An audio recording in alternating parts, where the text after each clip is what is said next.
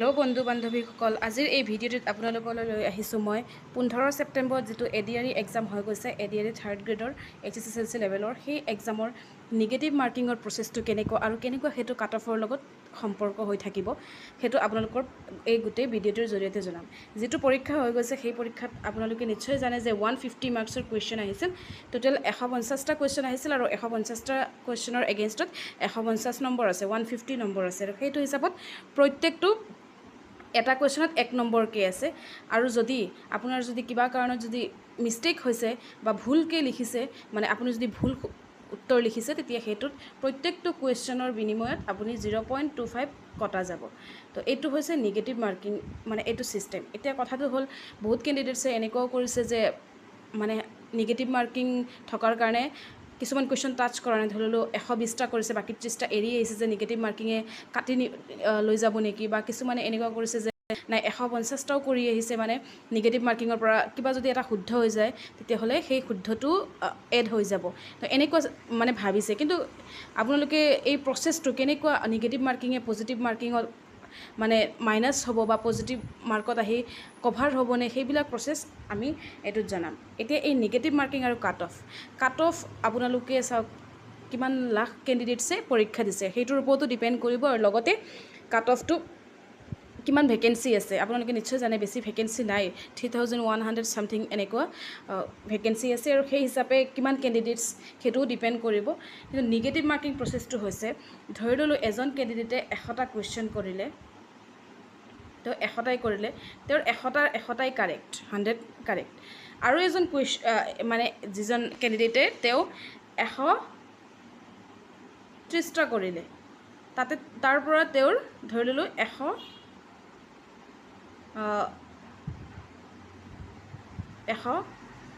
106টা correct. তাৰপিছত এজন কেণ্ডিডেটে একদম 150টা কৰিলে, 150টা কৰাৰ পিছত তেওঁৰ 110টা কাৰেক্ট। তাৰমানে এতিয়া কোনোবাই 100টা কৰিলে, 100টাই কাৰেক্ট, কোনোবাই 130টা কৰিলে তাৰে 106টা কাৰেক্ট। তাৰমানে 100টা ইয়াতে 106টা কাৰেক্ট হৈছে, মানে তাৰমানে কিমানটা বাকী থাকিল, 24টা কুৱেশ্যন ৰং হ'ল। আৰু 150টাৰ ভিতৰত 110টা কাৰেক্ট কৰিছে তেওঁলোকে, 110টা যদি কাৰেক্ট হৈছে, 40টা ৰং হ'ল। এতিয়া কিমান মাইনাছ হ'ব? যিজনে 100টাই কৰিছে তেওঁ আৰু ধৰি লওক নিগেটিভ মাৰ্কিং নাই বা তেওঁ টাচ কৰা নাই, তেওঁ 100ৰ ভিতৰত 100ই পাব। তেওঁৰ সেইটো 100টাই কৰিছে, তেওঁ 100ত 100 পাব। যিজন কেণ্ডিডেটে 130টা মানে টাচ কৰিছে, তেওঁৰ 106টা কাৰেক্ট হৈছে আৰু বাকী 24টা তেওঁৰ ৰং হৈছে। সেই 24টা কুৱেশ্যন যে প্ৰত্যেকটো কুৱেশ্যনৰ বিনিময়ত 0.25, এটা কুৱেশ্যনত 0.25কৈ কটা যাব। তাৰমানে 24টা হ'লে কিমান হ'ব? এটাত যদি 0.25 হয়, দুটাত 0.5, তিনিটাত 0.75, চাৰিটাত 1। তাৰমানে প্ৰত্যেক 4টা কুৱেশ্যনত 1 নম্বৰকৈ কটা যাব। যদি 4টাত 1 নম্বৰকৈ, তেতিয়াহ'লে 8টাত 2 নম্বৰকৈ, 12টাত 3 নম্বৰকৈ, 16টাত 4 নম্বৰকৈ আৰু 20টাত 5 নম্বৰকৈ। আৰু এই 24 হ'লে 6 নম্বৰ কটা গ'ল। এতিয়া এই 6 নম্বৰটো ক'ত এড হ'ব বা কটা গ'ল, সেই 6 নম্বৰটো কেনেকৈ কটা গ'ল, মানে 24টা ভুল কৰিলোঁ, 6 নম্বৰটো কটা গ'ল, সেইটো পজিটিভ যিখিনি আছে সেইখিনিত কেনেকৈ এড হ'ব। এই যে 106টা আপুনি কাৰেক্ট কৰি থৈ গৈছিল, এই 24টাততো আপুনি 24 নম্বৰ নাপালেই, কাৰণ ভুল হ'লে আপুনিতো সেইটো কোনো পধ্যেই নাপায়। সেই এইটো নোপোৱাৰ কাৰণে আপোনালোকে 106টাৰ পৰা, এই যিটো 106টা কাৰেক্ট কৰিছিল তাৰ পৰা 106টাৰ পৰা সেই যে নিগেটিভ মাৰ্কিঙৰ প্ৰভাৱটো ইয়াতে মাইনাছ হ'ব, 6 = 100। তাৰমানে যিজন কেণ্ডিডেটছে 100টা শুদ্ধকৈ কৰিছিল তেওঁ মানে 100ই পাব। আৰু যিজন কেণ্ডিডেটছে 106টা শুদ্ধকৈ কৰিছিল, তেওঁ 24 যিহেতু ভুল কৰিছে, তেওঁ 100 পাইছে, কাৰণ 6 নম্বৰ কটা গৈছে।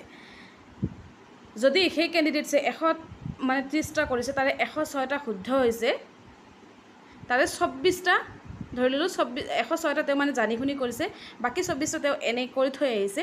সেই 24টাৰ ভিতৰত তেওঁৰ এনেকুৱা হ'ব পাৰে যে সেই 24টাৰ ভিতৰত তেওঁৰ 12টা শুদ্ধ হৈ গৈছে, মানে 24টা এনেই টাচ কৰি থৈ আহিছিল, তেওঁ মানে ইমান জনা নাছিল, সন্দেহৰ ভিত্তিত যদি 24টা তেওঁ আগতে 106 আছিল, 24টা তেওঁ মানে কৰি থৈ আহিছে, তাৰে ভিতৰত 16টা তেওঁৰ কাৰেক্ট হৈ গ'ল। এতিয়া 16টা কাৰেক্ট হৈ গ'লে তেওঁৰ সেই 16টা কাৰেক্টটো সোমাব, 106 + 16। তাৰপিছত আৰু 24ৰ পৰা 16 গ'লে 8 থাকিলে, এই 8টাৰ 2 নম্বৰটো মাইনাছ হ'ব। তাৰমানে 106 + 16 120 পাব। তো এইটো ভাল বেয়া দুয়োটা ইফেক্ট আছে। যিটো নিগেটিভ মাৰ্কিঙত যদি শুদ্ধ হৈ যায় সেইটো কাৰেক্ট হ'ব, আৰু যদি ভুল হৈ যায় সেইটো মানে ইনকাৰেক্ট হ'ব।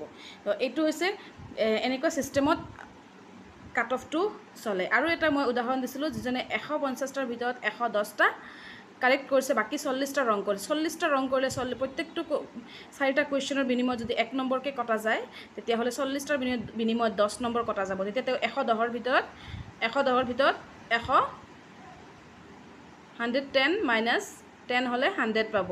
যদি তেওঁ 150টা কুৱেশ্যনৰ ভিতৰত 40টা নহয় 50টা কুৱেশ্যন ৰাইট কৰিছিল, কিন্তু তেওঁৰ 40টা ভুল আছিল আৰু 10টা শুদ্ধ আছিল। 10টা শুদ্ধত 10 নম্বৰ পাব, 40টা ভুলত 10 নম্বৰ কটা যাব। তেওঁৰ আল্টিমেট তেওঁ 100 নম্বৰে হ'ব। এইটো হৈছে এটা প্ৰচেছ। তাৰমানে আপোনালোকে ভালকৈ বুজি ল'ব যে কেনেকুৱা এড হয়, কেনেকুৱা মাইনাছ হয়, মানে কেনেকুৱা যোগ হয়, আৰু পজিটিভ মাৰ্কিংখিনি আৰু নিগেটিভ মাৰ্কিংখিনি কেনেকুৱা এড হয়। এতিয়া মই এটা লাষ্ট এক্সাম্পল দিওঁ। কোনোবা কেণ্ডিডেটছে 150টা কুৱেশ্যন কৰিছে, তেওঁ 90টাত জানি শুনি কৰিছিল, কিন্তু বাকীকেইটা তেওঁ মানে জনা নাছিল।